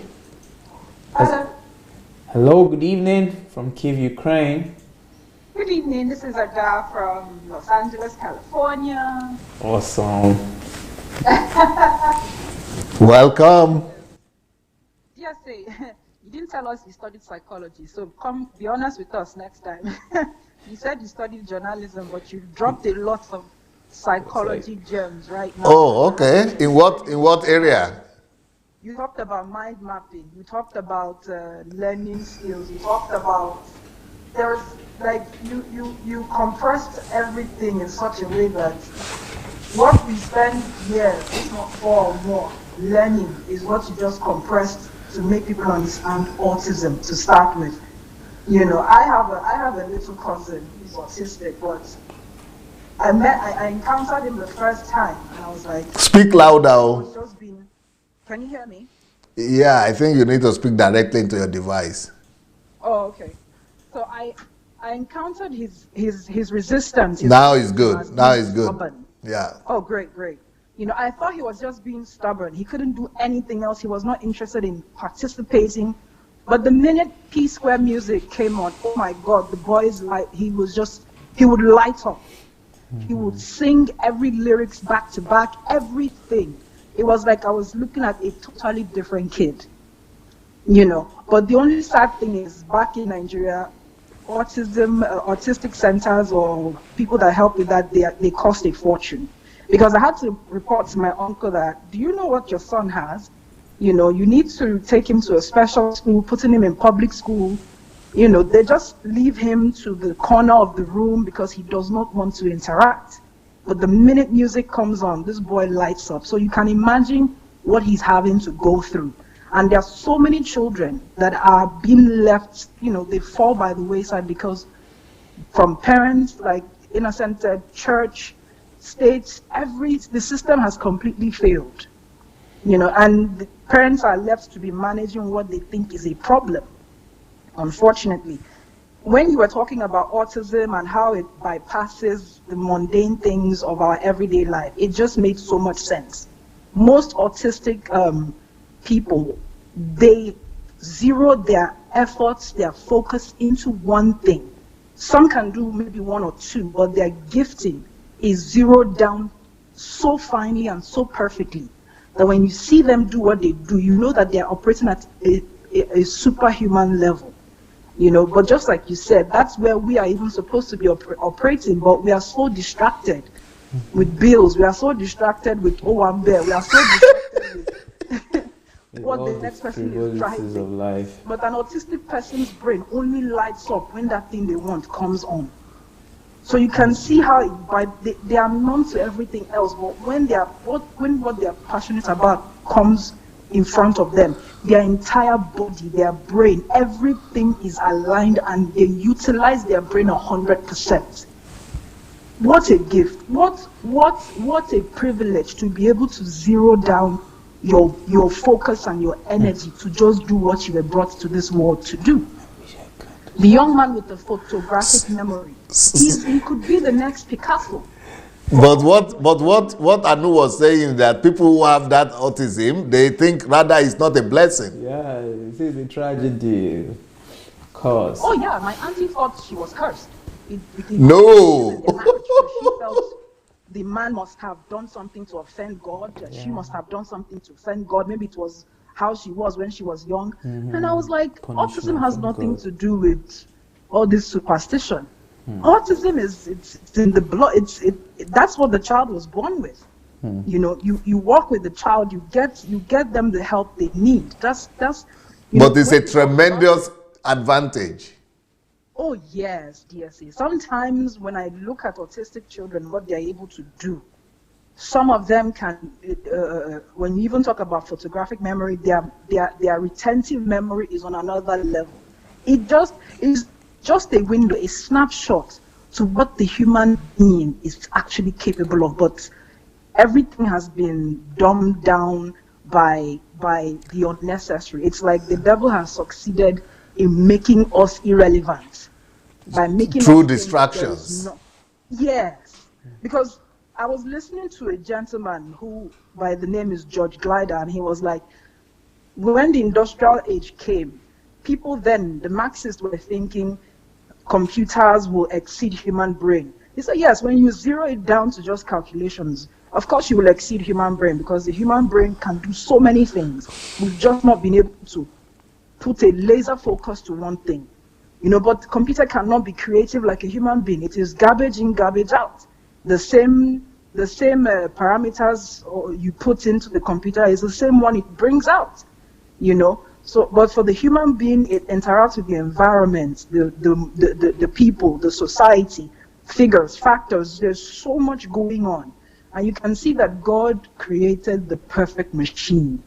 It's so bad, it's so sad that the level at which we are operating as a race is subpar. Then you look at the Western world and it's like, oh, they're really trying. I feel like God looks down and like, at least these ones are trying. But he looks at Africa and it's like, where do I start? It's like how these ones are sleeping, literally sleeping giants. Most of humanity are nothing but sleeping giants. Because what we've been able to accomplish, and this gentleman kept saying, this George Glider, he was like, where we are now, there are phases to all this level of development we're seeing. Nobody should ever discount the human brain of what it's capable of doing. If anything, it is the difficulties, the crises that makes us become creative. So people should not see the latest fad, the latest technological trend as the end of human dominance in the terms of intelligence. If anything, that simply tells you what we are capable of doing. Yeah. So we should even use it to maximize our capabilities, to explore what more we can do. With all the science and all the technological advancements, DSA, no one has dug deep into beyond 2% of the human brain. Yeah. So it's funny when people make these assertions that AI is going to take over the world and humans. Well, yes, for the 99 biomass, AI will be a big problem. Yeah. But for the thinkers, the analysts, those who are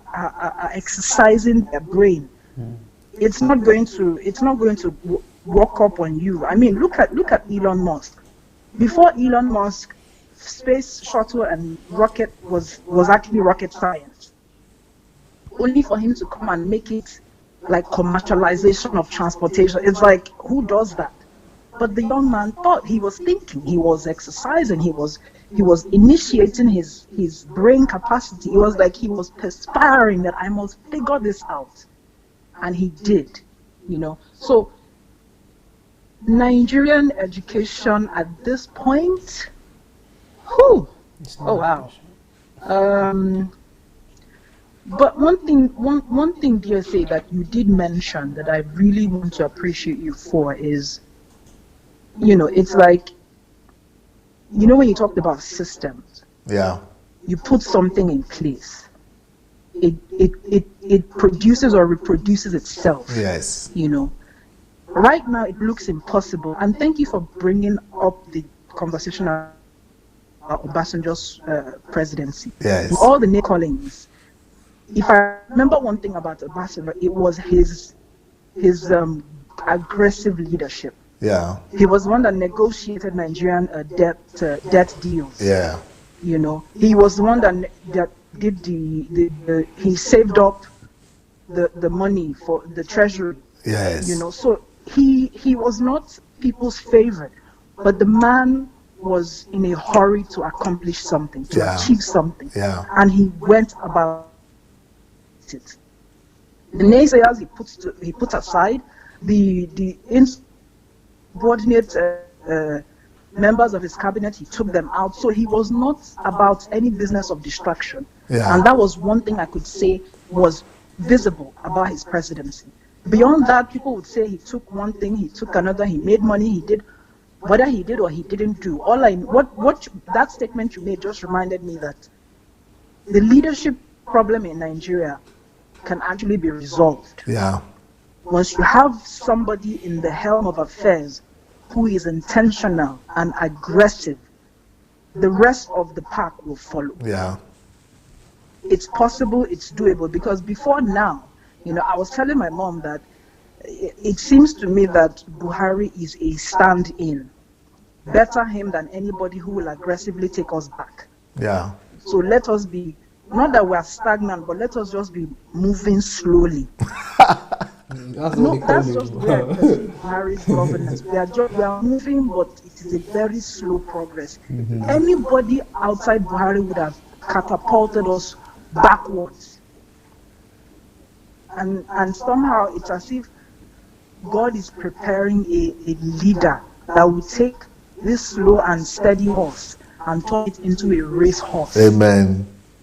So I really, really believe, thank you for making it look tangible. You know, when people talk about Nigeria will be better and you look at what we have now, it's like dream on. It's like the man who said in the Bible where tomorrow you have 2 bushels for 2 nickels or 2 shekels. He said, it's a lifetime. That's what Nigeria looks like. You know, it's like we're slow and steady, but in a blink of an eye, you would see us move so fast. So that's where I'm hoping we'll get to. Thank you so much. And honestly, we need to talk more science in your broadcasts so that our people can live. I was telling my mom that of all the things you said Nigerians can do, we're hardworking, we're zealous, we think, you know, we do so many things. When you mention miracle, I was like, you just spoiled that whole mix. You just spoiled the soup with too much salt. Miracle is too much salt in the Nigerian character. Yeah. You know, so the more we depend, and you've said it, he who has no faith in himself should not bring God into that mess. Yeah. Because God is not going to be 70 and you 30. If anything, God will be 10%.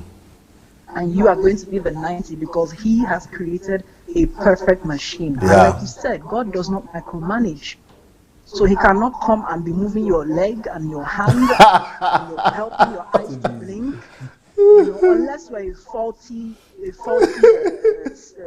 prototype. When he has fixed it, he when he said be fruitful and multiply, he knew he built a perfect machine capable of taking care of itself. I was telling my mom that current research regarding cancer says we all have cancerous cells in us. It takes stress for it to be activated. Yeah. It takes a certain lifestyle. So you ask yourself, so I can't even get away from this thing. It is what I do that either triggers it or does not trigger it. Yeah. So God really built a perfect machine. It is left for us to really do the work.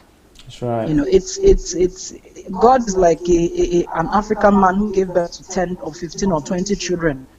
In his mind, at least one will survive. So right now, he built thousands and billions of perfect machines, but hopefully, the Elon Musks, the DSAs, the Bill Gates, he is hopeful that somebody will carry on when these men are old. So thank you. Beautiful. Beautiful. Thank you so Beautiful. much. Thank you so much. Awesome contribution. Thank you, Ada.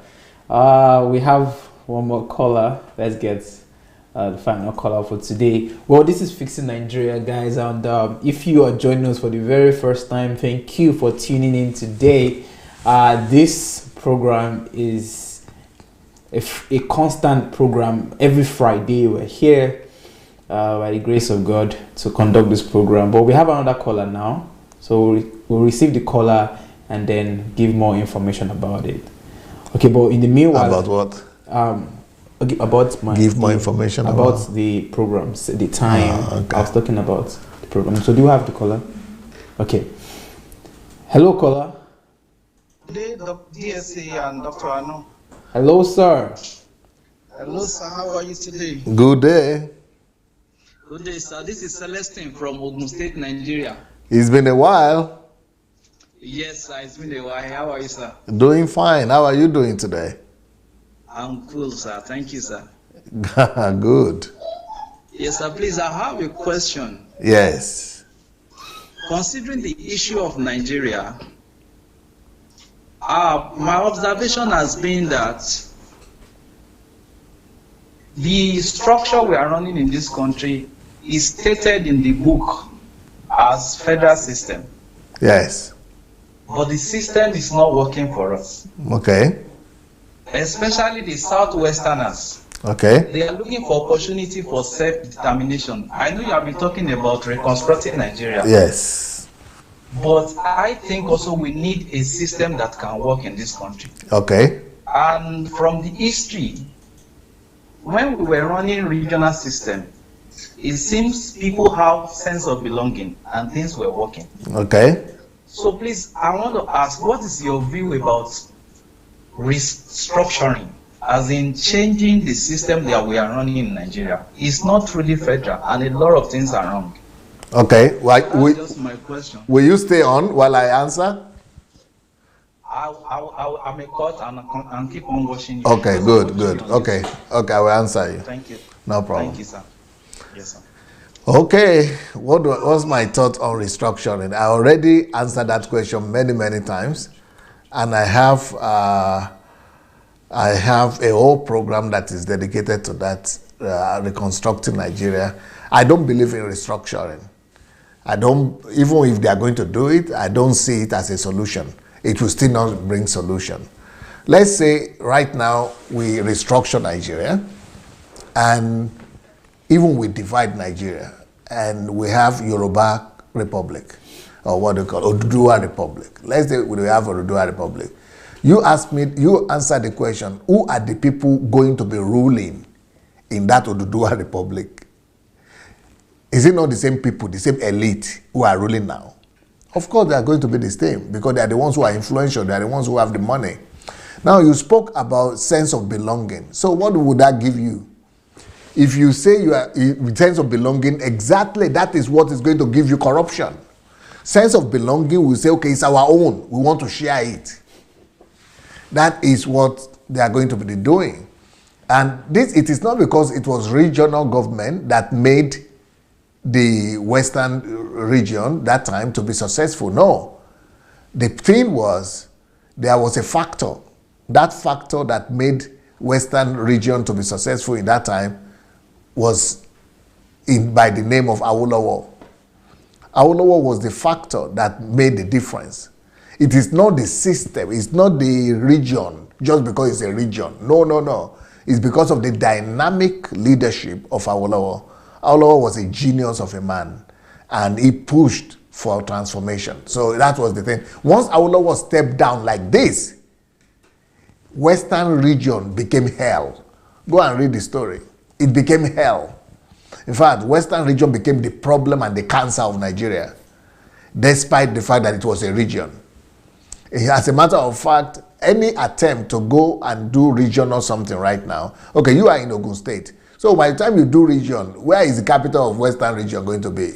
So you are going to cancel your own capital of Abeokuta, or you are going to say, okay, we are now local government. And then you are going to be going to Ibadan again. It's not real.